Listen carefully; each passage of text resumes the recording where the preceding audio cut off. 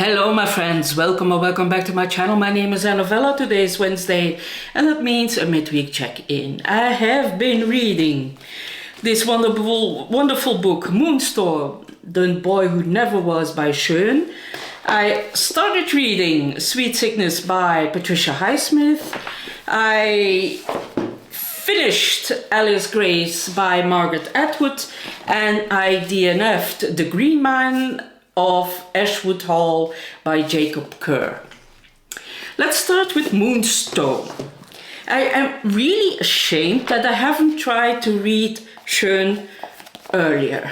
Sjón is an Icelandic author. He is actually best known for his lyrics that he writes together with Björk.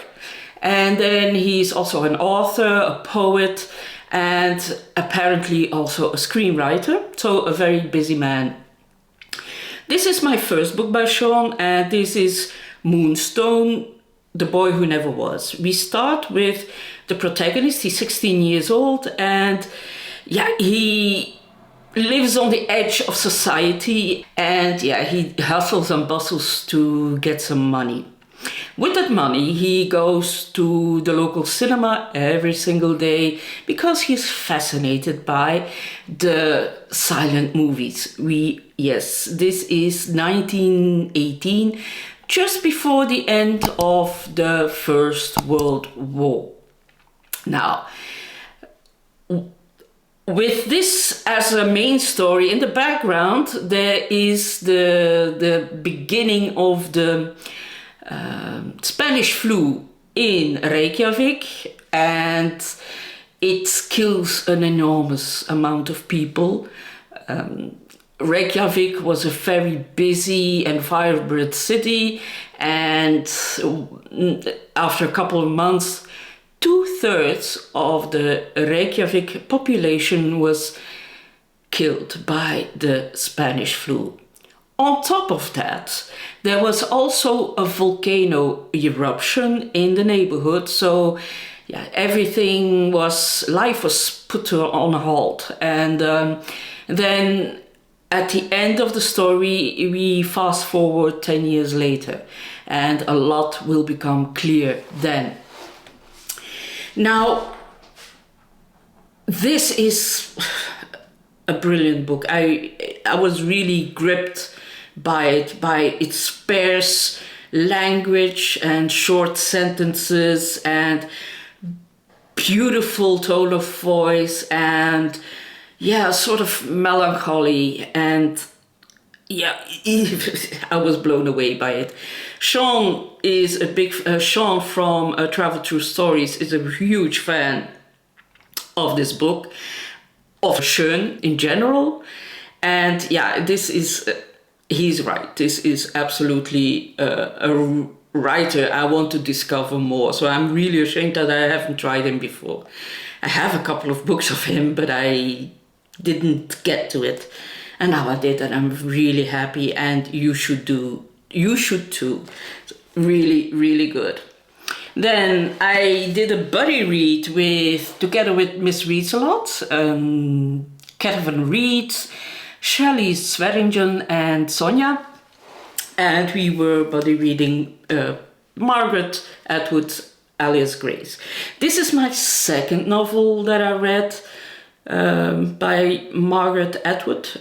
The first one was The Blind Assassin, and it has the same sort of parallels where there's a lot of letters in there, there's a lot of scraps and things you have to also build a bit your own story. This is a very, very well written book with a grace that you can't really trust, and I was always a bit wary of the main character. Did she do it? Didn't she do it? Was she aware of what she has done? It is really good. So this is a story about a girl who is imprisoned at the age of 16 for murdering her mistress, and together with another boy, and the boy is hanged, and she was given life for murder. And there's a young psychiatrist who wants to examine if she knew what she did and if she was feeling any guilt for it and if she was guilty at all, for that matter. A really, really interesting, very gripping book. I adored it. It was the atmosphere was very tense and I loved it. Really loved it. I just started reading Sweet Sickness, or This Sweet Sickness. Let me see what This Sweet Sickness. This is written in 1960 by Patricia Highsmith. This is our 6th or 7th book that Ollie from Criminally and I are reading together. We are reading her whole catalogue this year, or we were trying to. And it starts off really well. This is the story, I think, of a man who meddles with a marriage that is not his own, and it all goes wrong. That's the only thing I know. It says David Kelsey writes letters that look like those of a criminal. So yeah, really curious. I enjoy it. I'm just about, how far am I in? 50 pages in.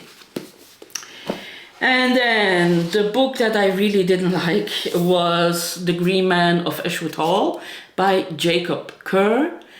I really like the styling of it. That's all perfect. The beautiful green. But yeah, it's about Izzy. She's 13 and there's something to do with a green man and a haunted house in 1960. And whenever Izzy talks, it's horrible. She sounds like an 8-year-old. It's unbelievable. I couldn't. To me, this wasn't a credible story. So yeah, I had to put it down. I had no feelings for it. I didn't care for it. Let's keep it to that. Yeah, that's it. So yeah, thank you for watching. I will be back on Friday. Not sure yet what I will do, but I have an idea. Maybe I will dive a little deeper into the life of Margaret. That's a big possibility. Anyway, thank you for watching. Don't forget to like and subscribe, because I've lost quite a few subscribers and people are told me that they were unsubscribed before without even realizing it. So please check if you are subscribed and hit subscribe. Thank you for watching and I see you on Friday. Bye bye.